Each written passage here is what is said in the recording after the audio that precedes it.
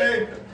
You saw the video. We're excited to have him speak to us tonight. So I'll start. Can you hear me? So I tend to be a bit of a loudmouth, so I'm going to exercise that right now. So it's been a long day for me today. So if I get a little, I started at 6 o'clock this morning. We had a board meeting with our board, so it's been a long one. But excited to be here. Excited for the energy. So that's helping me. So let's have a good conversation, and I'm going to share with you a little bit about who we are, what we do. That video that you just saw, that actually is the long version of a video we put together for the Super Bowl. Oh, here we go.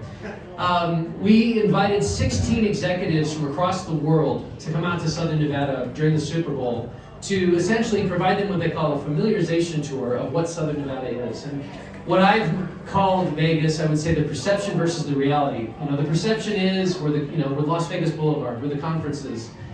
The reality is we're so much more. And hopefully you got a chance to see a little bit of what kinds of industries, what kinds of business leadership, folks that call Southern Nevada home, and where we're going, and really where we're transforming as a community. So before I get started, got a little bit of noise. How many people are even familiar with the LVGEA? Heard of the LVGEA? Know what we are? 1, 2, 3. Okay, that's pretty good actually, considering. Who are we? So LVGEA, we serve as the Regional Development Authority for Southern Nevada. We're one of 8 regional offices that make up the state. We're authorized by the Governor's Office of Economic Development. And one of the things that we facilitate for the region is we facilitate tax incentives for companies. And the types of companies that we work with are companies, very simply put, that have a regional, national, or a global customer base. Not necessarily focused on the local business. They're more concentrated on, again, Southwest, West, nationwide, globally. These are businesses that export a product or service, they import revenues, those revenues come in and help rise the tide that benefits local business, all of us that call Southern Nevada home. So, and again, we provide tax breaks for these companies because we're competing with the likes of Phoenix, Salt Lake, believe it or not, the People's Republic of California. I'm a native, so I can say that. Texas, up until a few years ago, Texas was never even on the radar. Now they're a big competitor, and they're growing. Tesla, I mean, a number of companies are growing.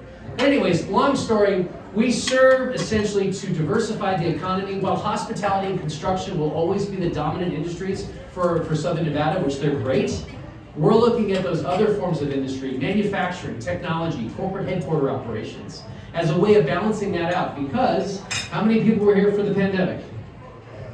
How many people were here for the recession?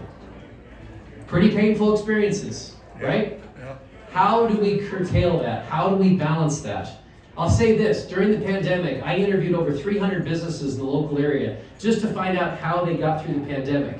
Those companies that, again, did not have all their eggs in the Las Vegas basket did actually really well. Because why? You had people that were stuck at home, and they were on their computers, and they were buying things. And for those companies that had that regional or national marketplace, those companies actually did quite well. Local companies, not so much. So again, we're looking at how do we grow those kinds of businesses and bring them here. One of the things, when we went through a recent leadership change about 2 years ago, how many people have heard of Tina Quigley? Or does that name ring a bell? So Tina Quigley was the former general manager of the Regional Transportation Commission. She also worked at the airport for a number of years. She is now our CEO. She came on a couple of years ago and really has helped us focus in on things that, industries that are essentially what we want to grow. And from that standpoint, the target industries that we're currently concentrating on contain this. So advanced manufacturing, high-tech manufacturing companies, corporate regional headquarters, I'm going to just call it out, that's California. A lot of California headquarter operations that are just getting bombarded by regulation, and we're saying, hey, listen, why not do business with California without actually being in California? Yeah. And being within 2 to 3 hours away, this is an advantage. Fintech and payments, again, during the pandemic, you had a lot of digital payment activities. Those companies are thriving. We see an opportunity. We were just at a conference locally that was called Transact, and we're talking with a number of businesses right now that are in that space and saying, hey, listen, bring your business here so that you can take that technology and spread it out nationwide, globally. How do we get those jobs, those kinds of opportunities here in the area? Sports tech and digital media. I'm sure you're probably hearing a little bit about this actor named Mark Wahlberg or something like that. And this little company called Sony, right? As well as another group, Berkshire, if you've heard of that one, in UNLV, working on productions. So again, how do we bring Hollywood to Las Vegas? And that is a push. It's been a push for many years, but now I think we're seeing some real traction with that. And last, health tech. Believe it or not, we actually have a number of healthcare companies here. And again, just to help diversify that portfolio, but again, we bring companies that are different, but balance things out when we have those ebbs and flows like what we've had in the last 20 years. So, talk a little bit about the services. So we are a nonprofit organization. We're funded essentially, a third of our support comes from the state, specifically the Governor's Office of Economic Development that I mentioned before. We're also supported by local business and industry that supports our mission of economic diversification. So what that allows us to do is to essentially pay it forward. And what do I mean by that? So when there is a business that is looking at Southern Nevada specifically, and they're kicking the tires, and we want to put our best foot forward to say, hey, consider Vegas as a place to do business. We provide these services at no cost. Now, here's another benefit. If you have a client, if you're working with a company and you're helping them with their relocation or maybe their expansion efforts, work with us and we can provide these services through you for your client at no cost. Now, what are they? Custom economic data and cost comparisons. I've got a slide for each. I'll get into the specifics. Workforce development, connectivity, Foreign Trade Zone 89, and then again, as I mentioned, with our partnership with the Governor's Office, those tax abatements, again, for those businesses that fit that customer criteria. So custom data. So again, businesses that are coming in and they don't know Vegas like, what we've gotten to see, and again, what you all are experiencing. Help me understand the demographics. Help me understand those data points that's going to help you make a decision. These are examples of reports that we can generate for those companies to help them make an informed decision. One thing I will say that's really interesting about Southern Nevada, the last one there, skills transferability intelligence. Okay, that's fancy speak, essentially, for being able to identify one of our largest occupational groups is the hospitality sector. Now, that hospitality sector, how many people have heard of IQ and EQ? Okay, so high Q is your intelligence quotient, EQ being your emotional quotient. Vegas has a very high EQ because we're very customer forward, we're very customer centric. And for businesses that are forward facing with their customers, they actually find that they can actually transfer those hospitality workers into sales, customer service, even manufacturing with minimal skill development. And it's a way, again, for bringing them here and showing them that, maybe the perception is that we don't immediately have that workforce, but it's something that we can train into. Workforce. So, how many people have heard of the Employee NV Business Hub? Has anyone ever heard of that program? Oh, we got one. Good. Okay. That's pretty good, actually. So, our workforce investment system here in Southern Nevada, an organization called Workforce Connections, they're aligned with the Department of Labor. They essentially get financial resources that helps actually training organizations with funding for continuing education. So again, if you've got someone that maybe is in the hospitality side that has an opportunity to get into customer service, this is a way that they can get training, and those resources can help offset those costs. Not only offsets the cost for the employee, but also offset for the employer. There's some on-the-job training credits. If you've ever heard of OJT, if you're in business, those are different types of resources and availabilities. And Amy is in our office. She is full-time workforce development. She's probably the most popular. She's also very attractive, but also one of the most popular providers in our office from the standpoint that what she's able to provide for the workforce side, it's pretty substantial. And the nice thing is that it can be applicable to any business. So even for you, if you have a business and you're seeing a growth opportunity, maybe you need to hire some people, this is a program that you can use and there's no cost involved. No cost involved. No cost. All right, so this was the video. I'm going to just fast forward this. You just saw it. Again, as I mentioned, this video was developed for the Super Bowl. We had an event that was called Locate. 3 days, we had 16 executives, 44 locations that were visited. We had over 150 community partners involved, 23 sponsors, 17 presentations. I'll say this, of the 16 executives that came in, we're still talking to 13 of them.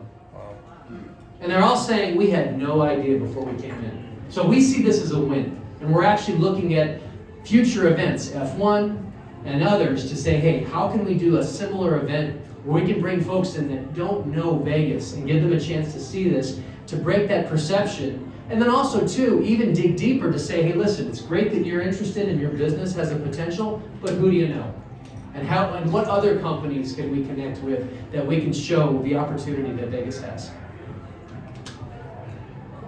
How many people, I'll be really surprised if you got a hand on this one. How many people are familiar with the foreign trade zone? Really boring. Oh my gosh, we got one person. Okay, fantastic. Two? He's got connections. Wow, you're connected. All right, both of you guys are. Okay. So the foreign trade zone, this is a program that's very advantageous for companies that import and export, just simply put. If you're familiar with the importing process coming out through the ports of Los Angeles and Long Beach, there's duties, there's tariffs, especially if you're sourcing from Asia. As of 2018, those duties and tariffs got very expensive. Needless to say, because of that, it's made it cost prohibitive in some areas for businesses. This program actually defers the duties and tariffs when those products come in, and those duties and tariffs aren't owed until that product is actually consumed in the United States. Now, let's say you bring in a product, but then you re-export it. Those duties and tariffs, you never have to pay. So there's another benefit, especially if you have an international customer base. This is a program that we facilitate. These are a few companies here. You may have heard of one or two of those companies. Levi's has their Western Distribution Center in Henderson, over 1 million square feet. Wow. And it's fascinating. You ever want to have an interesting tour? When you go through the Levi's facility, you'll see names of countries on boxes you probably never heard of.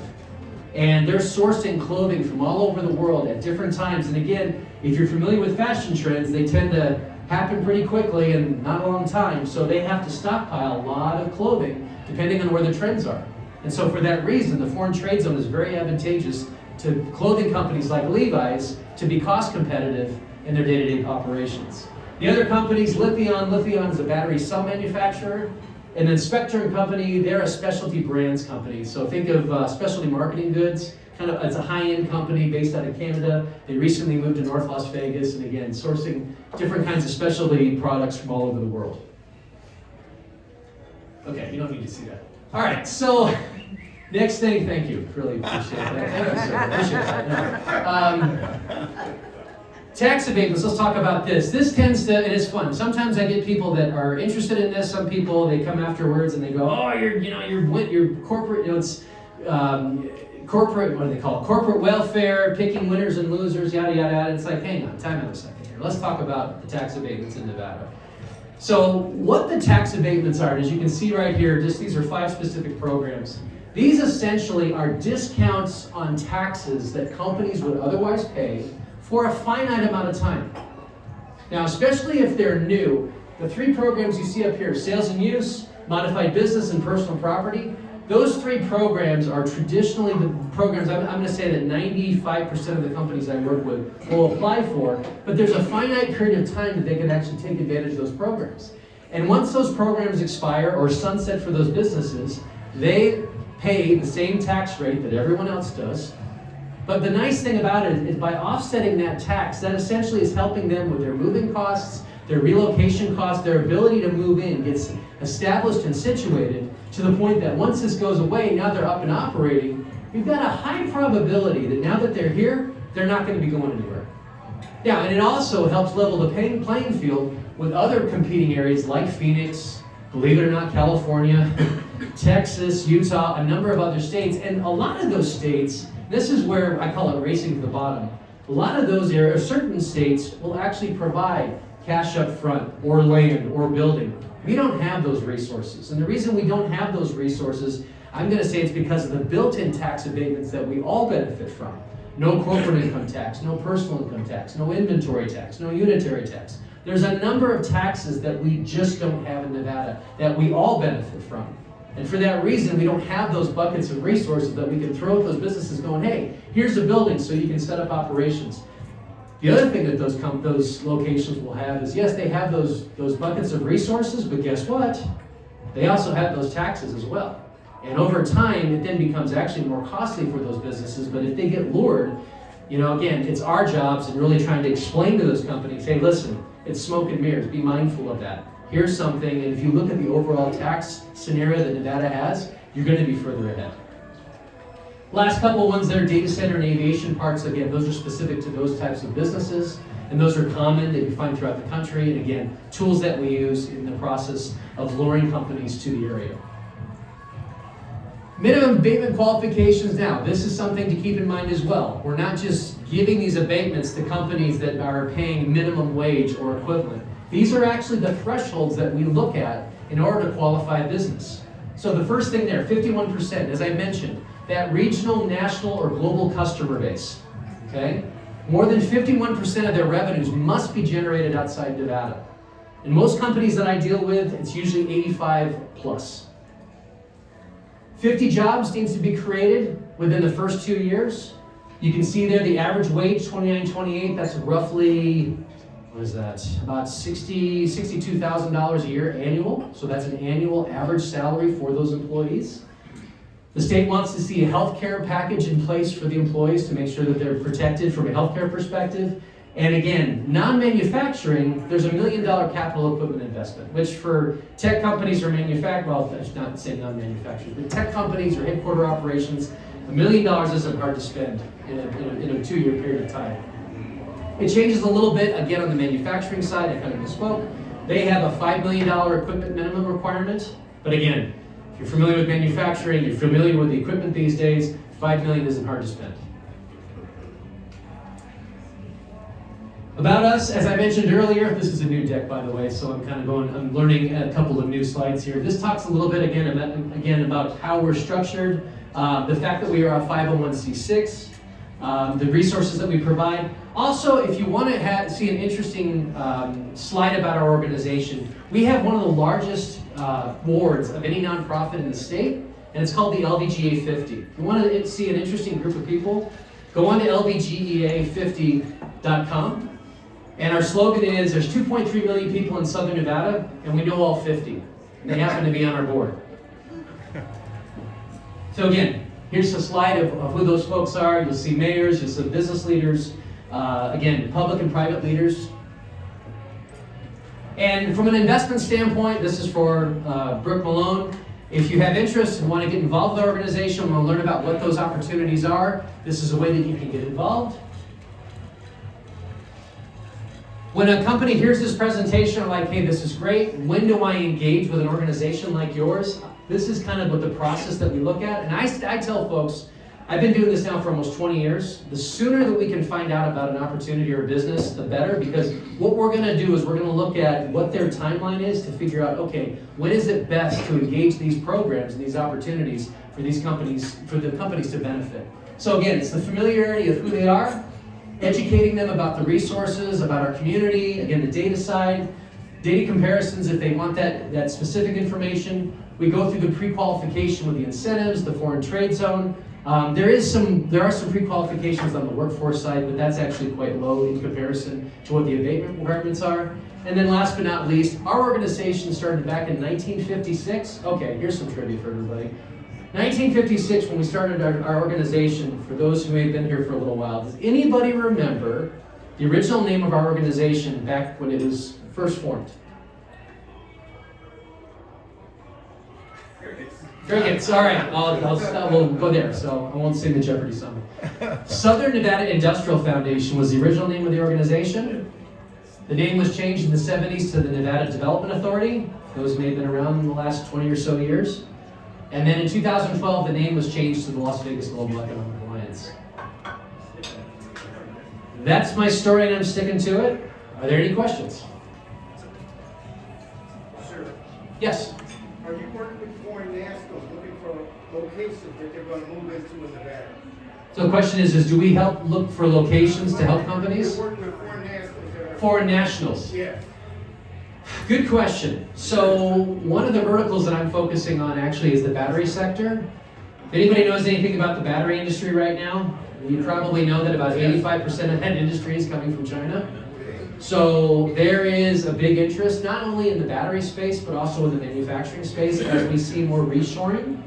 So right now we're going through a process of how, I gotta be politically correct when I say this, how we work with Chinese companies. When it comes to Taiwan or Hong Kong or Vietnam or other countries, it's not an issue. But unfortunately, the geopolitical tensions that we're experiencing right now, it's making it a little bit of a challenge right now for us. And honestly, we're kind of, the ball is in the state's court right now going, okay, what are those parameters? What can we and can't we do? So, and I'm a little bit of a rebel right now. I'm working with some companies and trying to stoke the fires, proverbially poke the bear to get them to make decisions. So I'm hoping that we're going to see some things, but outside of China, yes, we work with federal delegates, we work with a number of entities just to help them, educate them on what Vegas is all about. Yes? As a nonprofit, where do you get the majority of your funding from? So the question is where does the majority of our funding come from? About 2/3 of our support comes from local business and industry that supports our mission. So about 1/3 of it is state, and the other 2/3 is private business that, again, supports our mission. Yes, ma'am? When you had the executives here, you took them to 44 different locations? Correct. Showcase? Uh-huh. Can you list all 44? No, I'm kidding. Can you just throw out like maybe a couple of the highlights, you know Sure. what I mean? Obviously, you're not taking them Yeah. out of the strip to 44 locations. Right. So can you throw out just a few of those? So approximately 2/3 of those were actually through a helicopter tour. So we actually had a budget, and typically with most familiarization tours that we have, our budget's pretty low, but this particular one we were able actually we did a fundraising campaign, and we actually commissioned, I think, 4 helicopters that essentially flew them over the valley. So there were a number of sites, and we actually had the local economic development directors that essentially led through a map essentially saying, okay, here are these specific points of interest. And I was actually in the helicopter with the city of North Las Vegas. Jared Luke, who's the director for the city of North Las Vegas, actually did a really good job of showcasing the entire valley. So it was literally starting at McCarran, we worked the Southwest, we went into Summerlin, Las Vegas, came around to the industrial corridor of North Las Vegas, came back around, essentially down around Boulder City, and did a giant loop to really inform folks. And if you ever want to get an experience, take a helicopter tour over Vegas. There's a lot to see. So specifically, Mhm. what would be, something that your company would showcase to try to, sway Sure. these executives into like specific areas, Yeah. not just an overview? So that's a great question, and it becomes a situation where it's on a case by case. If we're dealing with a manufacturer, we want to show the industrial corridors. We're going to look at Apex, we're going to look at North Las Vegas, we're going to look at those industrial corridors where you have activities. Also, the future development areas like El Dorado being adjacent to Henderson and Boulder City. Looking at Sloan, and even Gene for that matter. Gene has Tola's development, if you've heard of it. They're projecting essentially 1.4 million square feet out of Gene for industrial space. So again, the future and the vision for where things are, and again, it's getting that information in front of a company like that. If it's a tech firm or an office company, again, showing the different office areas, the office complexes. I mean, I'll say this, Hughes Center. When I got into this business, my first office was actually at Hughes Center, and that was, again, 2003, that was a hop in space. Now it's over 50% vacant. Well, to an outsider, they don't necessarily know what's happened on a local scale as far as everyone going toward the narrative and uncommons and the new trendy spaces. But again, what we're doing is we're talking to those businesses saying, hey, do you need an office complex? Do you need something that's in close proximity to the airport, convention, or wherever that is, close to residential? And we're showcasing those locations to help them see what the opportunity is here. So, yes? Because I live in Toronto for many years. I lived in Vegas for 20 years, but Okay. I live in Toronto now, and there's a lot of things happening out there. There's a new industry for latex gloves going out there. Okay. Yeah, there's about 400 employees being set up out there. I'm not familiar, that's interesting. But there's also rumors, believe it or not, going around from the commission. I sit on the economic development for affordable housing in Toronto. Okay, So I work with the commissioners, the planning and zoning. It's a part-time, it's a civilian kind of thing. you are connected, I just told you. You're really connected. I am very connected. So there's talks out there, there's no economic zones plan for Pahrump. You just talked about Sloan and things like that. Right. What I'd like to see, because I own a business out in Pahrump, Yep. I've been there a couple of years, they're even talking about Elon Musk, and there's rumors of spaceport on that side. Spaceport, right? Right? I don't know how real that is. Is that something in the whims? Because the whole of Pahrump is buzzing right now about different industries, right? But I've never seen anything from the governor's office about, I sit with Brett Wagner sometimes for lunch, he's the planning director Okay. and the master plan zoning. See, he's name dropping now. He's really Keep it up. That's good. That's good. Okay, so we're talking about, because over I live in Vegas, there's economic zones. Yep. Which are economic development zones called red zones, where you can get tax abatements in the old days. Okay. Changed a little bit now. Okay. But I don't see anything happening from the governor's office on Nyack County. Right. There's only 50,000 people, but it's the biggest county in the country. As far as land is concerned, Land is correct. concerned, Yeah, right. Yeah, so Correct. What So you as I mentioned before, we are one of 8 regional offices that make up the state. Our territory is the Las Vegas Valley, as well as the outlying areas of Mesquite, Overton, Boulder City, and Laughlin. That is our territory. When it gets into Pahrump and Tonopah, though that particular area, there's actually a regional office specific to them. I'd be happy to give you contact information with those folks. Okay, cool. In other words, we're gonna establish another connection. Another contact, there you go. So a lot of the group here is You know a lot of people. residential investment Yep. connected. Where would you project to be some of the residential development growth happening in the county? You're asking me residential questions. I deal with businesses, Lyndon. I will say this. There was a lands bill a few years ago that unfortunately fell flat. And we're in a situation right now where we're within 5 to 6 years of being developed, which again, to the untrained eye that may not be familiar with our valley, they look at the area and they're like, oh, look at all this land, you've got all this space. Well, 85% of our state is owned by the feds. Yep. So we're going through this process right now with our delegation in DC to not only work on how do we release lands, but how do we do it responsibly. Because I'll say this, residential is great, but they tend to have the deepest pockets. When you get into industrial or commercial development, it's a little bit different, it's challenging. So when you put those two folks together, it's typically the residential side that wins because of the density and, again, the makeup of the product. So that's what we're working on right now as far as being forward-facing to say, how do we get lands released, but we do it in a sustainable way so that there's opportunity for residential, there's opportunity for industry, so that we can have a balance. So how did I skirt that question? Did I do okay? We'll give you a pass. A good pass, yeah. Yes. Hollywood 2.0. Sure. It's my understanding that basically every studio, with the exception of Disney, is planning on coming here. Does that concern us that we're California 2.0? Good question. That's a great question. And funny enough, a good friend of mine who I cycle with on Sundays was the author of the film tax credit bill back in 2015. And I gotta be real careful here, guys. Everybody turn their cameras on. So, yeah, turn everything off. The film tax credit is what is a lure for production. How many people have any familiarity with film tax credits that are offered by states like Georgia or Louisiana or Vancouver, okay?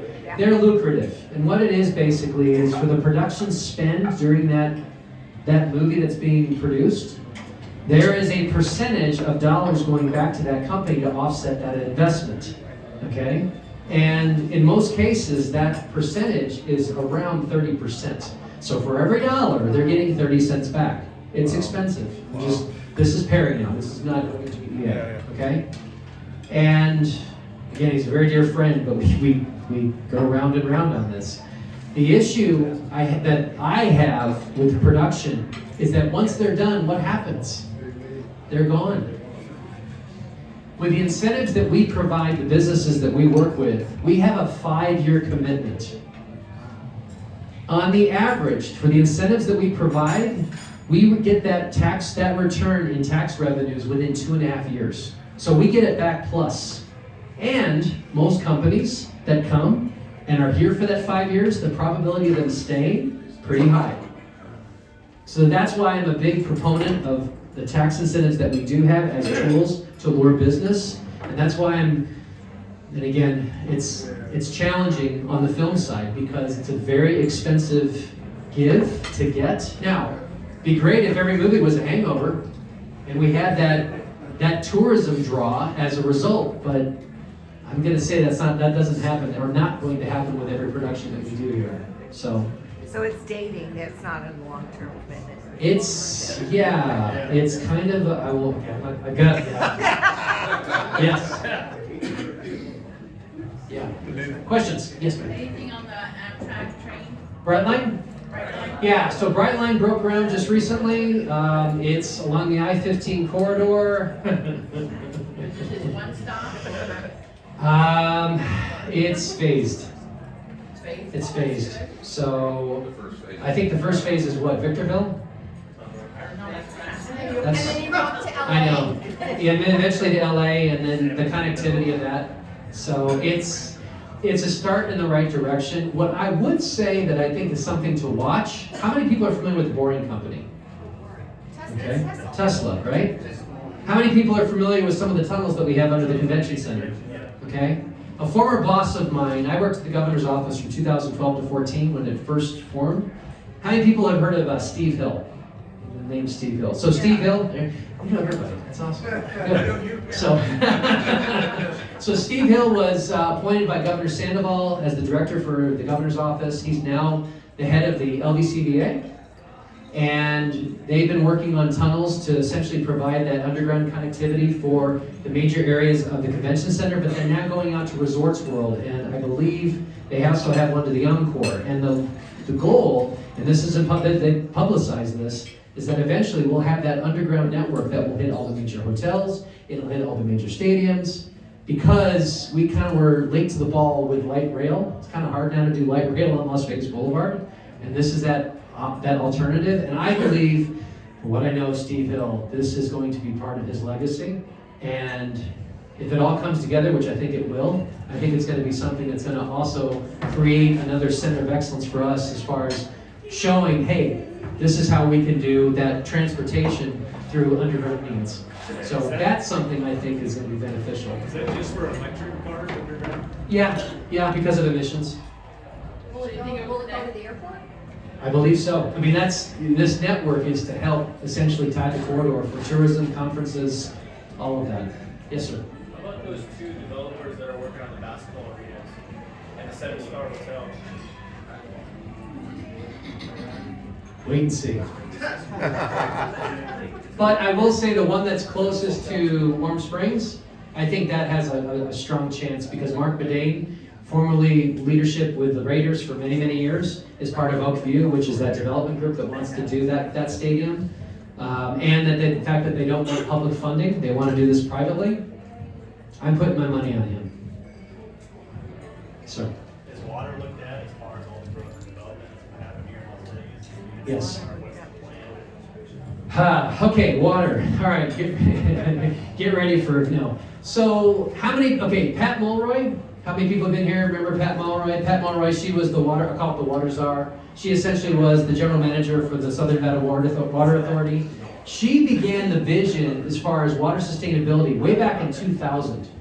So in 2000, they essentially started developing 3 straws into Lake Mead. How many people are familiar with the inlets that go into Lake Mead? And what that does is that actually allows us an advantage actually over our competing states that pull from the lake, Arizona and California. We have a thing called return flow credits. Who's heard of return flow credits? So what return flow credits is, we're able to use the water, we clean it, we can put the clean water back into the lake, and for that reason it actually lowers the amount of water that we consume. And because of the location of where those straws are, we actually have one straw that's coming from the bottom.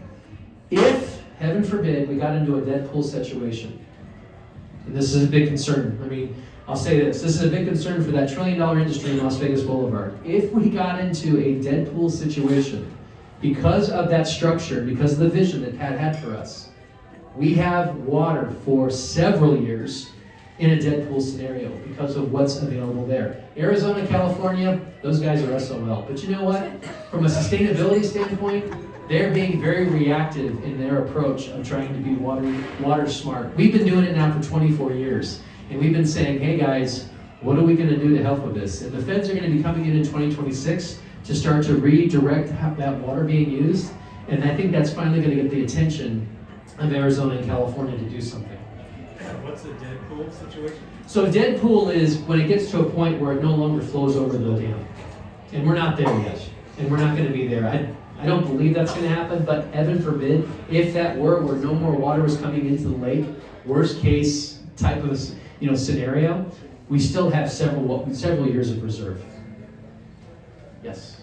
Do you see development happening more towards the south, like Inspirata, or more towards the north, like Ski, or more towards the west, like?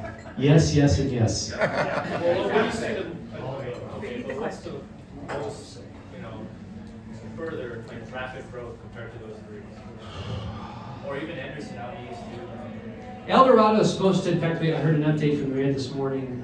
So El Dorado is supposed to essentially be developable, or I shouldn't say developable, but essentially in an optimized position by the end of 2026. So right now they're working on the infrastructure. That was land that was annexed between Henderson and Boulder City. That's going to be land used for manufacturing, distribution, and the like. You go north, Apex, 7,000 to 9,000 acres of developed land out there. North Las Vegas is aggressively working on the infrastructure to support that. But then as I mentioned, Sloan, if you know where Sloan is, that's an area that we're starting to see some development. But then as I mentioned too, Gene, Tola's development, here's a plug for them. They're planning to develop a 1.4 million square feet of space for distribution. And again, I look at it from my standpoint, from the foreign trade zone, is how do we become an inland port? As things get more and more congested in California, how do we relieve some of that and bring some of that commerce here and benefit us while also taking some of that congestion off of California? Yes. Back to water. Yes. You mentioned that the feds are going to be coming in a couple of years and talking to Arizona and California. All of us. All of us. Mm-hmm. Are they able to have jurisdiction over the water that we have already reserved for ourselves? I don't know the answer to that, but I do know that they're going to have significant influence on how the water is being used. I will say when it comes to the percentage, literally Nevada is single digit. Why? Because when the water was allocated, it was back in 1915, when Vegas was less than 50,000 people. And today we're actually using less water than we did 24 years ago. Is it like 4%? I don't know the specific. I think it's a little more than that, but in the scheme. All right, a couple more questions. Yes. I met a Las Vegas Zoo. Okay. I talked to a guy a couple days ago, and Oh, he's boy. been working for about 10 years. Okay. Are you involved? No.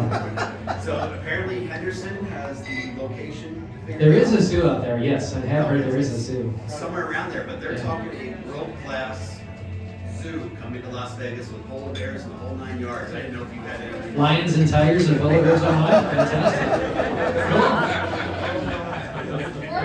All right, one more. All right. What? Yeah. Yes. What is the current status of the new airport that's supposed to be built? And how is that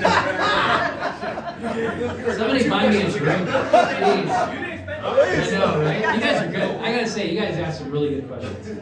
So that has been a series of up and downs, and the convenient excuse I'm gonna say has been the environmental impacts. And I think we're getting to a point where that's coming to a conclusion. Now, I will say last year when we exceeded 50 million folks that came through the airport, it's now put pressure to say, hey, we gotta do something. But the intent of that airport was always to be more for air cargo and distribution of goods. So while there will be I believe there'll be a passenger component, really it's supposed to help kind of bring more, again, commodities and that sort of a thing, air cargo as a result. But because now all of a sudden our numbers have gone back up pre-pandemic, it's putting more pressure to say, hey, what are we going to do about this? And again, from an infrastructure standpoint, when you look at Brightline, and you look at some of these other things that they're working on, again, it's how do we relieve some of this pressure with the things that we're doing. So I hate that picture. That just looks terrible. So, well, yes. Okay. Do you have any, Last question. do you have any info on LVXP and 2601 South Las Vegas Boulevard? What are your thoughts on that? I don't, You know and what I'm talking about? I do, and I don't. I wish I did, but I don't right now. So that's something I have to wrap up on. So I'm sorry. That was a short one, so we'll go All one. right, last No, question. no, no. Yeah. I heard about the $3.5 billion beach that's gonna be built on the strip. Did you hear about that one? Nope. Okay. I've heard there's some crazy ideas on the They wanna strip. though. bring California water where near like the Rio is on the Flamingo 215 and build a huge, I don't know if it's $3.5 billion or $1.5 billion beach investment. Build around, yeah, like, you know. All right, water here. Is there a cannabis component with that? Sorry. All right. All right, Terry, you were amazing. Everybody, Terry, wow. How about that? That was that's a different, that's a fantastic program. Thank you very much. Our programs are, that's the first time we've ever done anything like that before here. We got a different, demographic of flippers and house people. That was awesome. Thank you very much for that. I know I got value out of it. Everybody else, you guys got some value out of it? Everybody got drinks, everybody got food, everybody saw who they want to meet, right? All right, we've always promised to wrap things up quickly. We're a little bit over tonight, but again, these are the folks. You got Lyndon, you got Sherry, you got Nick, you got Perry. Again, thank you guys so much for putting this on every week. Our next meeting is the first Tuesday of June, June 6th. Thursday. First Thursday. I said Tuesday? No, I didn't. No one heard that. Yeah. First Thursday. That's what the first Tuesday. June 6th, guys. Whatever Write it it is, down. that is. 6/6/24. Put in your calendars now. Be here, same place, same time. SG Bar. Please take care of Elise. Thank SG for coming here. And again, we remind you, this is a 24-hour bar. The program just gets started now. Now's the time for you guys to talk to each other, network all night. Have a great time. Thanks for coming. See y'all next month. And Joe, thank you very much.